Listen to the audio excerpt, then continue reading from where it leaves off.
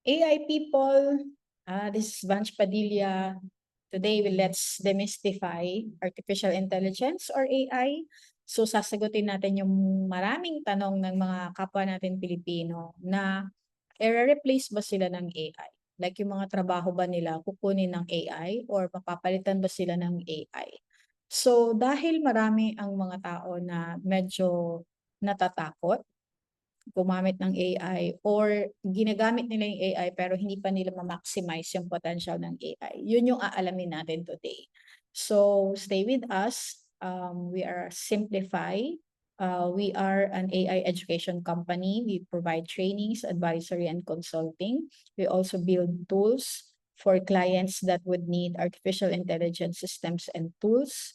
And we train people on artificial intelligence, the use, the impact, yan, AI ethics, etc. Nandoon na lahat.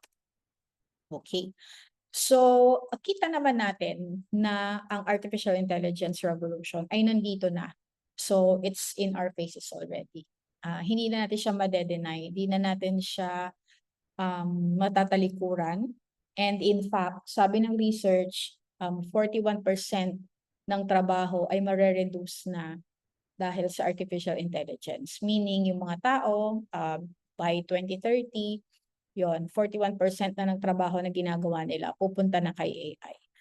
And alam natin na sobrang bilis ng transformation ng AI. So, everyday may nagbabago, everyday may nadadagdag, everyday may nag-i-improve. Yan. So, nag-i-evolve siya.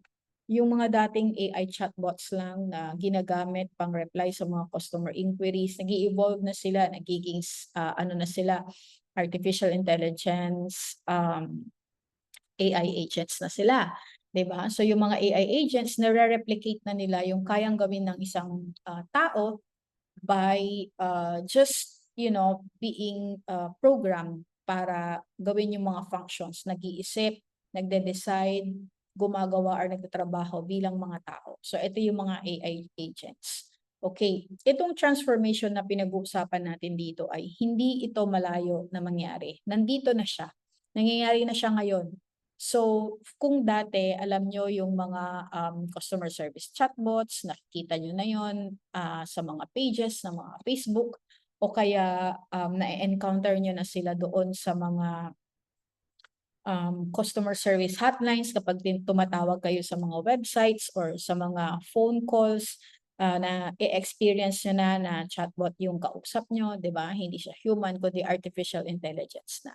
And hindi ito basta future prediction.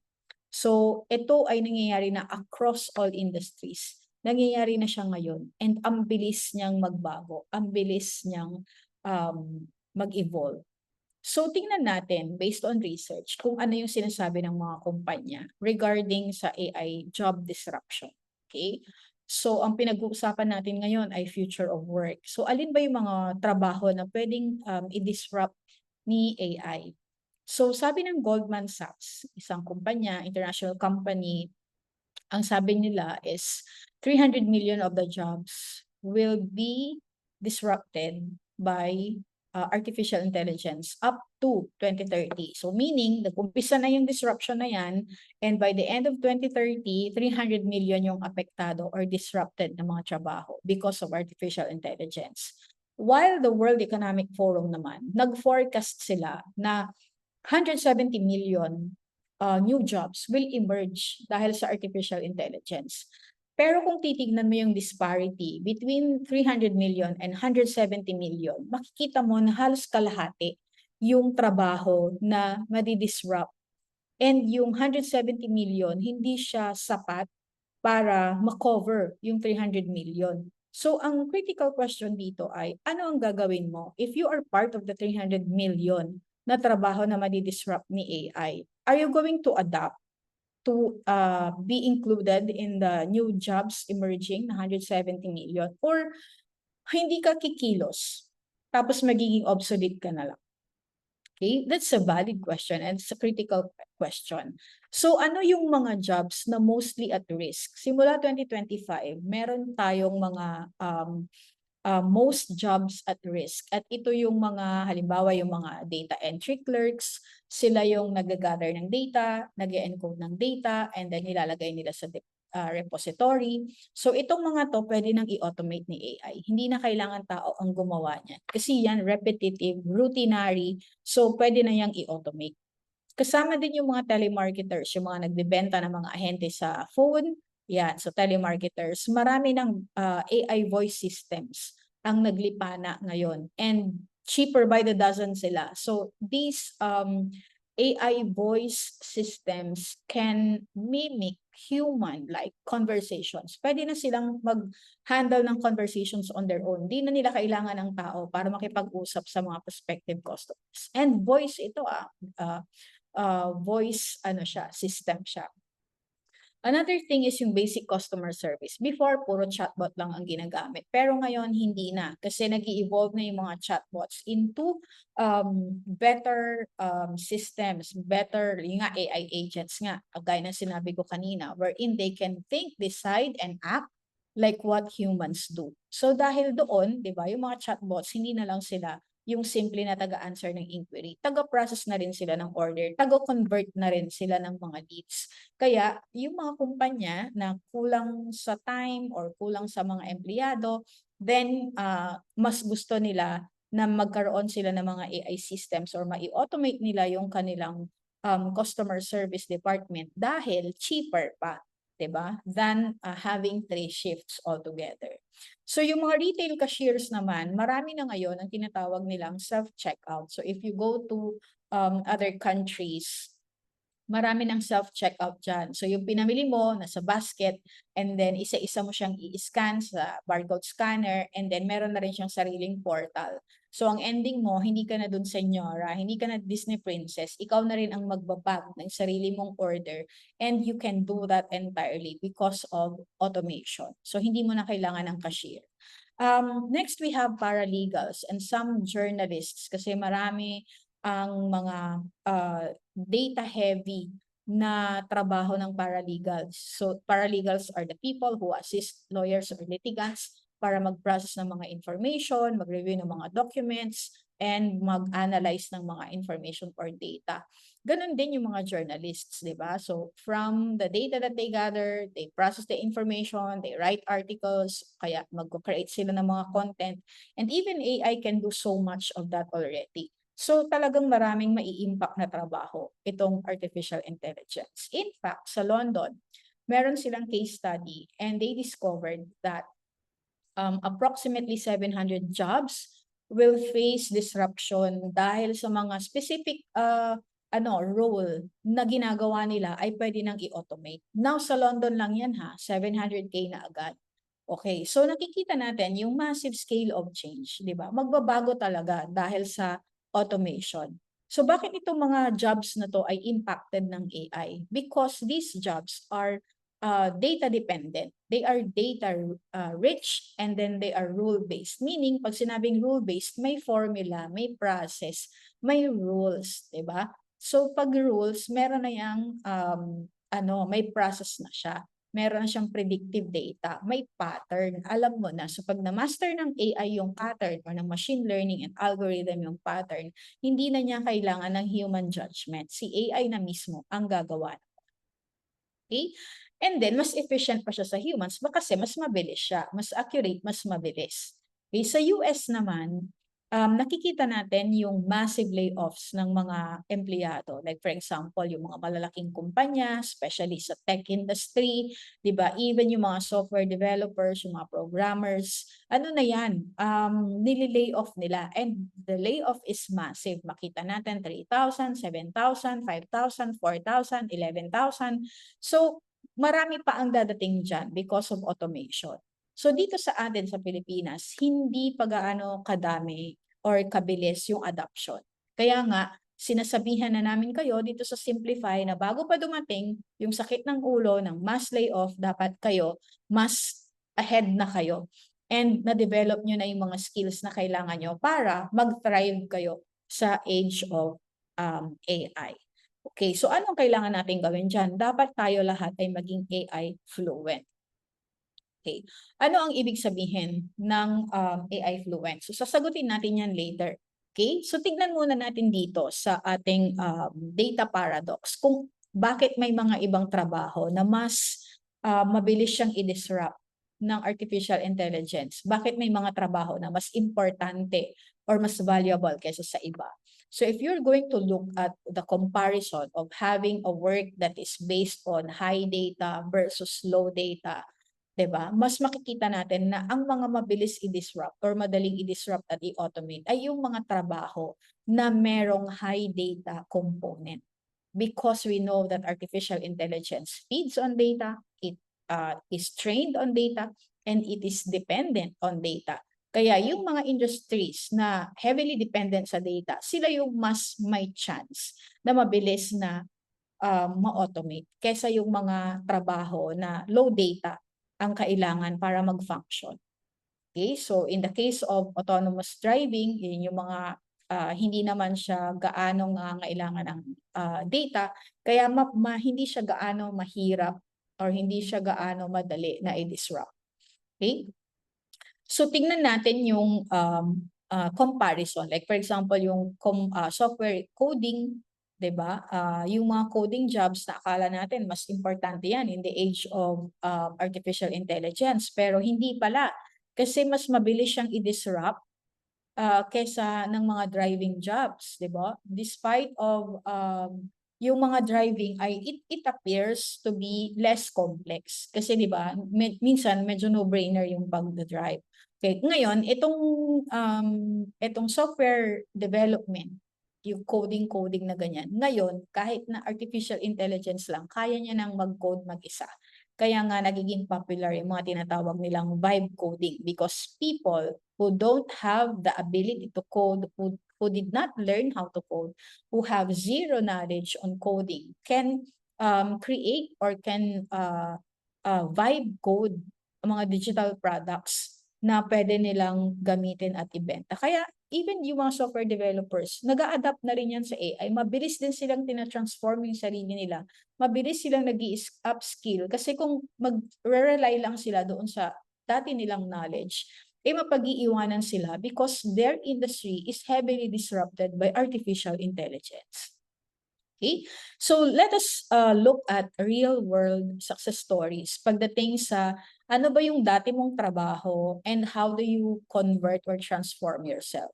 So if for example, you are now a data entry clerk, 'di ba? Gather data, encode, save, 'di ba? Gather, encode, save, gather, encode, save. Okay, so kung yun yung trabaho mo, manual yan talaga. Pero kung in-automate na yan, so ano mangyayari sa'yo? You can transform yourself into a data analyst. 'Di ba? Kasi hindi naman na-analyze ni AI yan kung hindi mo uutusan as a human. 'Di ba? Ano ang silbi ng mga data? Kung naka-store lang dyan, oo, nag-aral si AI ng data, so tinrain niya yung sarili niya sa data, pero pag walang mag-a-analyze na human, then walang magko-command na human, then 'di ba? Medyo wala rin siyang saysay, 'di ba? Kaya you can convert or transform yourself from a data entry clerk into a data analyst. At hindi naman mahirap mag-aral ng mga ganyan, 'di ba? May mga short-term courses naman para matutunan mo yung ganyan.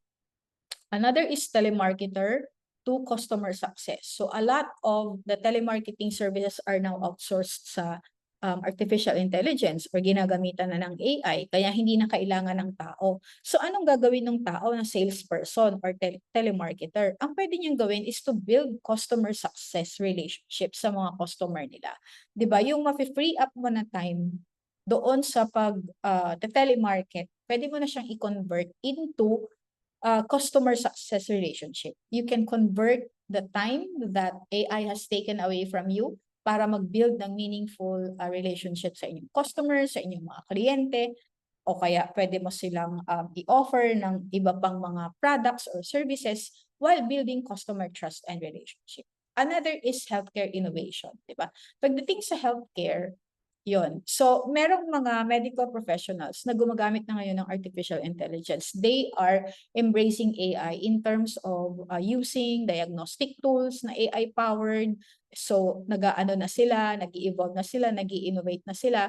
Kaya, yung time na ma-free up from them doing yung diagnostic using manual, so ginagamit na nila, like for example, yung time nila para magsulat doon sa patient record, magtingin ng mga information pertaining to their treatment plan, ganyan. Pwede na nilang gamitin yon dahil nasa AI naman na yun. Pwede nang i-automate yun.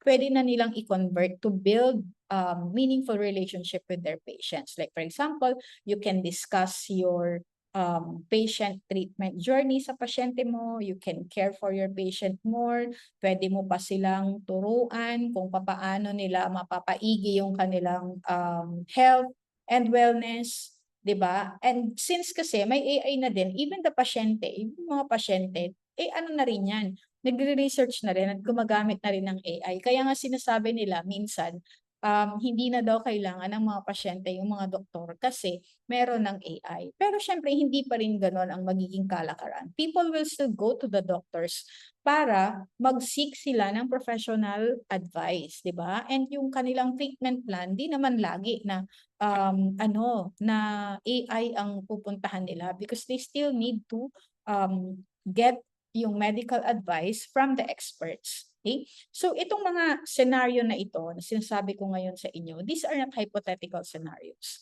Nangyayari na yan ngayon. Nakikita na nila yan ngayon. Kaya nga, ang Simplify, we are very consistent in advocating na ang mga professionals across all industries should learn AI. Matuto kayo na aralin artificial intelligence, paano makipag-usap sa artificial intelligence, and reinvent your careers. 'Di ba? From being human-centered to the future of work, which is people and AI collaboration. Okay? Yun. So instead na nakikipag-compete kayo kay AI at nakikipagmatigasan kayo sa kanya, hindi naman tayo mananalo regarding that. So ang gagawin natin is we have to complement, 'di ba? Yung superpowers ng AI, tapos yung superpowers natin, pag kinumbine mo yan, yan ang powerful combination pagdating sa future of work. So again, let us look at yung mga skills na magiging relevant pa na kahit na nasa age of AI na tayo ay hindi pa rin siya mawawala. At ito pa rin ang hahanapin dito sa ating mga sa humans, no, sa tao. So I think it is wise to know that kailangan natin maging adaptable. 'Di ba? Huwag tayong matigas ang ulo, huwag tayong maging stubborn, at lagi tayo dapat continuous na nag-aaral, 'di ba? So, meron akong nabasa before, so konting segue lang 'to. Meron akong nabasa before, ang sabi niya is, the moment you start learning is the moment you start dying. So, bilang tayo, ayaw naman nating maging obsolete, 'di ba? Ayaw nating mamatay lahat, 'di ba? Pero kung lagi tayong nag-aaral ng mga bago at hindi tayo nasa-stagnate, at least kahit papaano may brain activity pa rin tayo. So ito yung naging ito yung aking naging mantra, ito yung aking philosophy na kahit na anong age, kay bata, matanda, ganyan, hindi pa rin ako titigil magbasa. So ano ba yung mga gusto kong malaman pa, 'di ba? Before, wish ko talaga mag-code. Sabi ko, kailangan kong gumawa ng sarili kong mobile app kasi marami akong mga plano noon na gusto kong gawin. Kaso lang, hindi nga ako marunong mag-code. Pero ngayon, with vibe coding, who knows at this age, di ba? Pwede pa pala akong matuto sa artificial intelligence, vibe coding, di ba? Paggamit ng mga tools sa AI, pag-build ng mga sarili kong AI tools. So, yun yung isa sa mga dapat nating matutunan na hindi tayo dapat tumitigil mag-aral. Okay? Then lagi tayong nag-stack ng ating mga skills. Skill stacking. Para siyang para siyang ladder. Okay, natutunan mo na yung prompt engineering, aralin mo din yung iba. Paano mag-market ng AI, paano mag-build ng tools, paano maging AI ethics officer, paano maging cybersecurity expert with AI, yung mga ganon. 'Di ba? So, dagdagan mo yung skill mo para pag the time na mag-a-apply ka na sa isang trabaho or bibigay ka ng consultancy, magpo-provide ka ng services sa isang industry, yung mga hinahanap ng employer na sa'yo dahil alam mo, 'di ba? Dahil prepared ka. Ano pa? Kailangan mo pa rin ng essential soft skills. Ano yung mga essential soft skills na yan? Communication.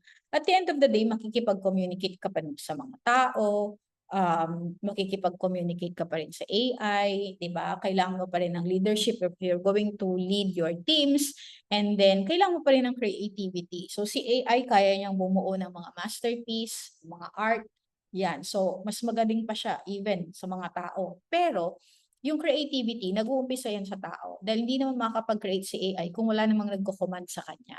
'Di ba? At the end of the day, assistant mo pa rin siya. 'Di ba? And yung EQ, emotional intelligence, hindi kaya ni AI yon gawin.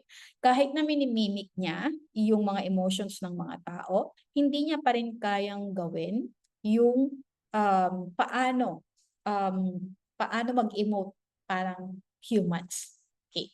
So, technical proficiency, data analysis, AI tool management, and complex problem solving, kailangan pa rin natin yan malaman. Especially yung mga young ones na madali pa silang turuan. Kailangan, di ba, even yung mga tech giants, yung mga CEO ng mga tech giants, anong sinasabi nila? Kailangan kayo maging technically proficient para naiintindihan nyo how artificial intelligence works. Okay?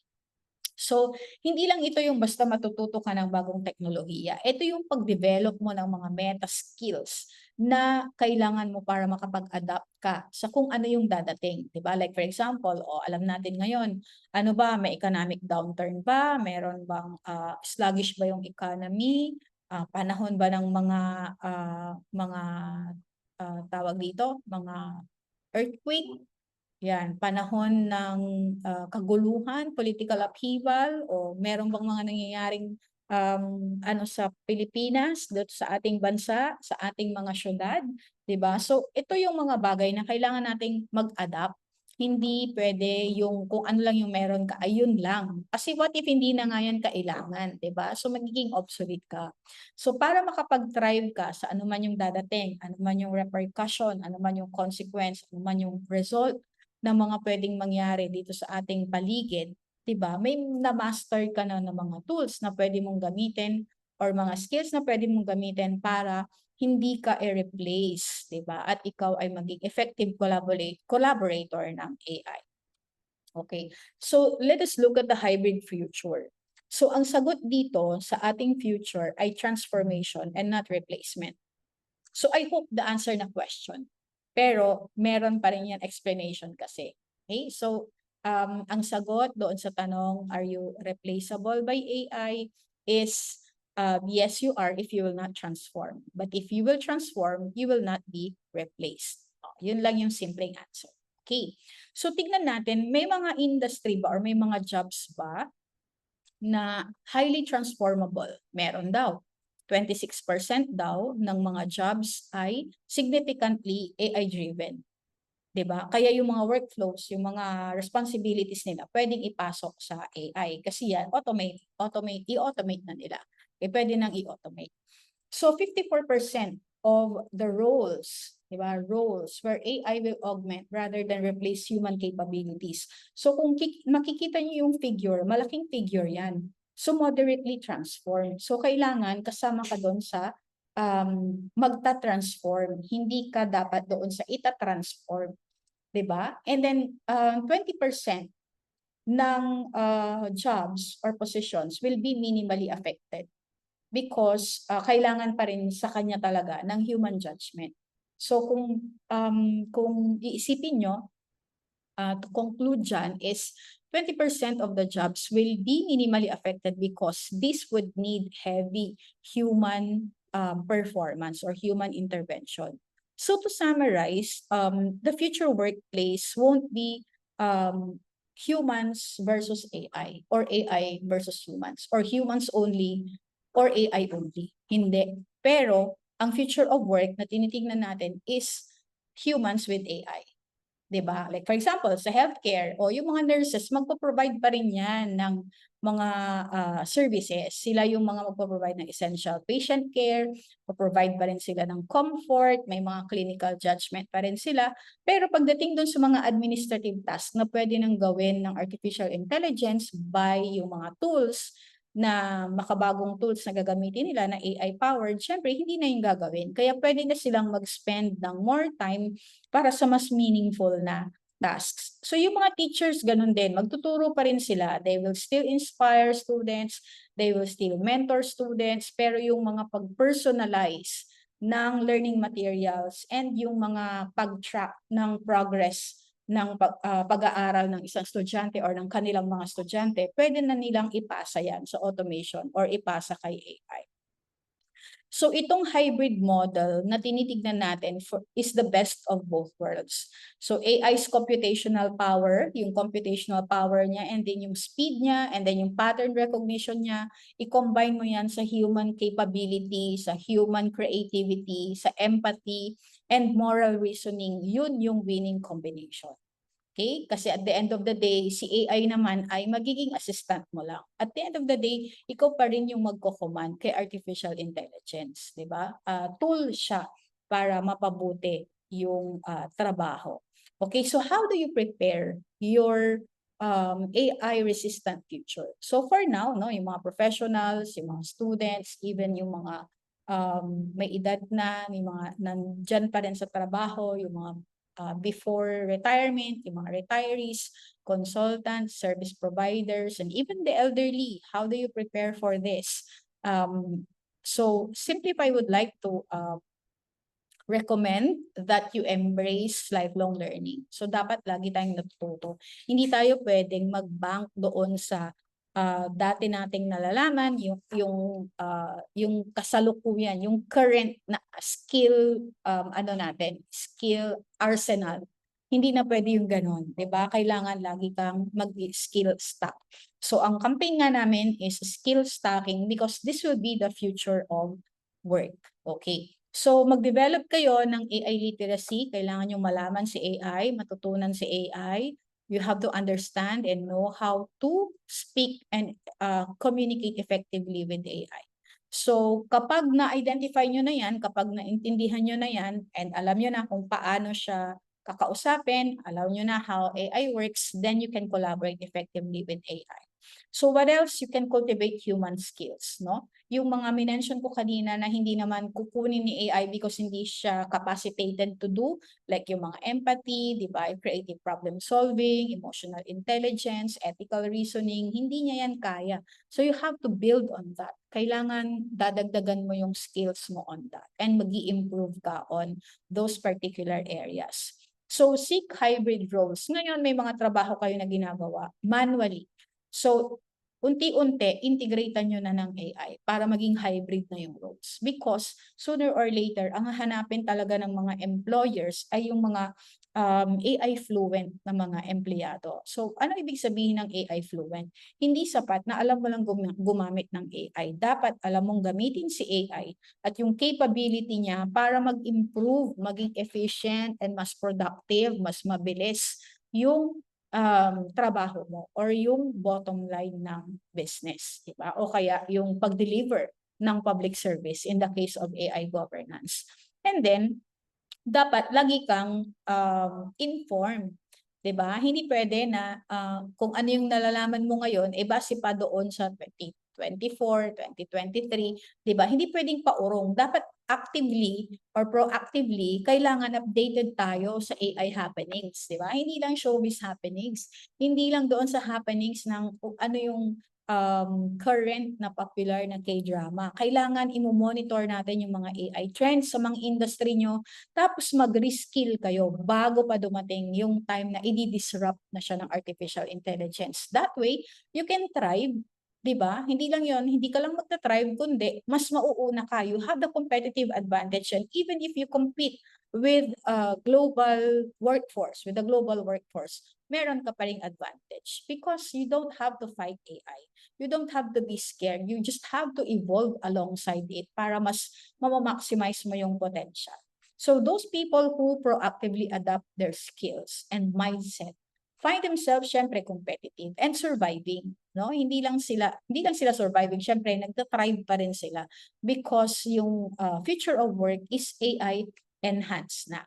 So there are the human skills that I want you to remember these are skills na hindi pwedeng i-replace, hindi kayang i-replace ni AI. So creativity and innovation, emotional intelligence, leadership, and empathy. So kahit na anong program ang gawin nila kay AI, mamimimik lang niya yung human emotions, yung human creativity, yung leadership and empathy, pero hindi niya kayang gawin yon. At the end of the day, humans pa rin ang gagawa niya. So for example, 'di ba? Marami na ngayon AI apps na nagpo-provide ng mental health assistance or mental health advice, and yung mga therapists. So may mga tao din na bago sila pumunta sa taong therapist talaga, pupunta muna sila sa AI, magre-research muna sila. But then again, bottom line, ang mga tao, magtitiwala pa rin yan sa kapwa nila tao. Hindi pa rin sila completely, 'di ba, i-outsource yung mga ganito. Hindi pa rin kaya ng chatbot na gawin talaga or gampanan talaga yung ginagawa ng isang human therapist, yung isang mental health professional. Okay? So ano pa yung kailangan nating gawin sa age of AI para hindi tayo maging obsolete? We need to become a problem solver, not a task doer. So alam nyo, ang AI talagang nag-e-excel lang yan sa mga repetitive na mga tasks. Like for example, data processing, pattern recognition, yung mga routinary tasks. Actually, yung mga bagay na ayaw gawin ng mga tao. 'Di ba? Doon siya perfect, doon siya magaling, doon yung strength niya. So, ano ang kailangan pag-focusan ng mga tao? Then, yung pag-interpret ng data. Kasi nagpa-process ng data si AI di-interpret mo. Tapos, yung business outcome, paano mo na-navigate yung business mo? Nasa iyo yun. You can ask information from AI based on predictive data, pero at the end of the day, ikaw pa rin yung driver. Paano mo pa rin paandarin yung business mo? It's all up to you. And yung mga strategic recommendations. Okay, based on human wisdom and human experience, ikaw pa rin ang magsasabi nung strategic recommendations. Magsasuggest lang si AI, pero sino man yung made-decide or ano pa rin yung decision mo, nagde-depend pa rin yan sa'yo. So doon ka pa rin dapat mag-focus. And your value proposition. Ano ba yung value proposition mo? Saan ka ba magaling? Creative ka ba? Insightful ka ba? O magaling ka ba sa strategic thinking? Those are the things that you can focus on. So, what else? You can sharpen your human-centric skills. Ano ibig sabihin nito? The human advantage, hindi kaya talagang i-replace ng AI, yung nuanced human judgment. Sinabi mong human judgment, this is how people think, this is how people decide, this is how people judge and create other decisions. So itong mga to, minsan, madaming factor ang bumubuo. It could be emotional connection, it would be wisdom, it would be experience, napakadami niyan. So you have to sharpen yung human advantage na hindi kayang gawin ng AI, so dapat humans ang gagawa. So doon ka magpalakas, 'di ba? And then yung risks of over-reliance. Huwag tayong maging overly reliant sa artificial intelligence. Because at the end of the day, sabi ko nga, tools lang yan. Tool lang yan para maging productive, maging efficient, and maging mas accurate yung decisions na gagawin ng tao. Okay, so sa ngayon, research shows na 76% of Gen Z use AI chatbots. Diba? Ginagamit na nila yan sa work. Diba? In fact, karamihan sa pag gumagamit ng AI, nasa workforce. Okay? Nasa labor sector. Yung mga ginagamit nila yung artificial intelligence sa kanilang mga kumpanya. Pero 43% ng mga gumagamit ng AI say or admit that may bias issues pagdating sa AI. Of course, talaga may bias issues yan. Kasi kung ang train data na ginamit dyan, pag-train sa AI ay may bias, 'di ba? Or meron siyang preference over other data sets, syempre doon lang siya magbe-base. Kaya nga karamihan sa mga tanong, 'di ba? Tinatanong nila, paano daw nila masisiguro na hindi bias yung data ng AI or hindi bias yung response ni AI? Syempre, para masagot natin 'yon, kailangan nating tingnan yung training data niya. Kung ayaw mo maging bias, yung training data niya, doon pa lang sa data na ipapasok mo sa kanya para magti-train siya, doon mo na ayusin. Hanapin mo na yung bias at doon mo siya tanggalin. 'Di ba? Para yung ililitaw niya sa'yo, ibibigay niya sa'yo, i-generate niya sa'yo, hindi magiging bias. But take note na although merong pa ring bias ang AI, kasalukuyan niya ini-improve yan ng mga AI companies. Kaya sooner or later, konti na lang din yung magiging bias na yan. Kaya nga nananawagan kami na we have to shape artificial intelligence. 'Di ba? Pag gumagamit tayo ng artificial intelligence, kailangan may critical thinking para yung bias niya nababawasan because as users, we are also part of shaping yung training data ng artificial intelligence. Diba?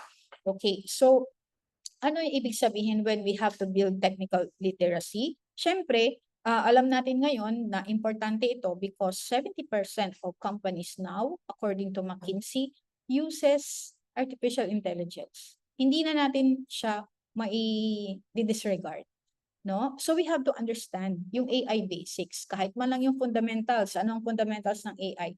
Prompt engineering, contextual engineering, paano makikipag-usap kay artificial intelligence, paano mo siya effectively mako-communicate para yung nandito sa isip mo, siya ang ma-translate sa AI and then yung response niya, yung ililitaw niya, hindi mag-hallucinate at according to the desires that you want from artificial intelligence. What you need to do with this, if you are going to build your technical literacy, of course, you have to upskill in AI tools.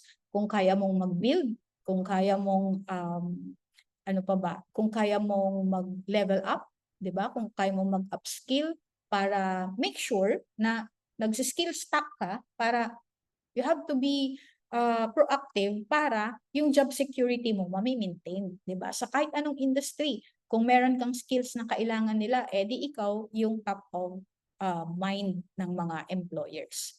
Okay, so this is the future of work, honestly. Ang future of work is human and AI collaboration or people plus AI collaboration. This is the actual answer to the future of work. And ito yung pinaka-importante. Ito yung anchor. Ito yung advocacy, primary advocacy ng Simplify Advisors. We wanted the people to learn artificial intelligence and maximize or develop their human creativity. And we can add the processing power of artificial intelligence, and which is that speed, accuracy, and data analytics. Pag kinumbine mo yan sa human creativity, original thinking, emotional intelligence, leadership, creativity, yan, ang magiging resulta niyan ay combined excellence. Not only from AI only or human only, pero combined excellence yan ng people plus AI. So, hindi ito yung human only or AI only.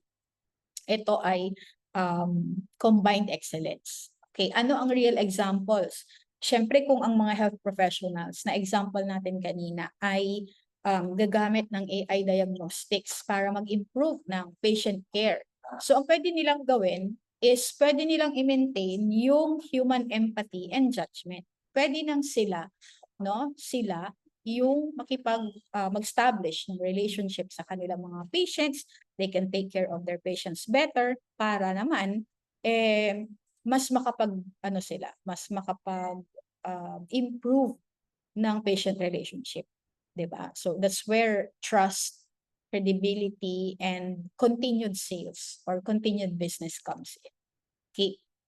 In conclusion, are you going to be replaced by AI? So you have to look at your current job right now. Tingnan mo, ano ba yung current job na ginagawa mo ngayon? Heavy, ano ba siya? Data heavy ba siya? Or heavily dependent on data? So if yes, well, you have to change. The thing is not replacement or the answer is not replacement. But since AI will transform the way we work, yung full replacement, matagal pa yan. Unless talaga is 100% fully automated, yung fully automatable yung trabaho mo. 'Di ba? Pero you can prepare. 'Di ba? Kaya nga sabi ko, transformation and not replacement. Okay, so your choice matters. So kung gusto mo naman na yung future mo ay magiging AI resilient or hindi kayang kunin ni AI yung trabaho mo, di kailangan ngayon pa lang mag-decide ka na.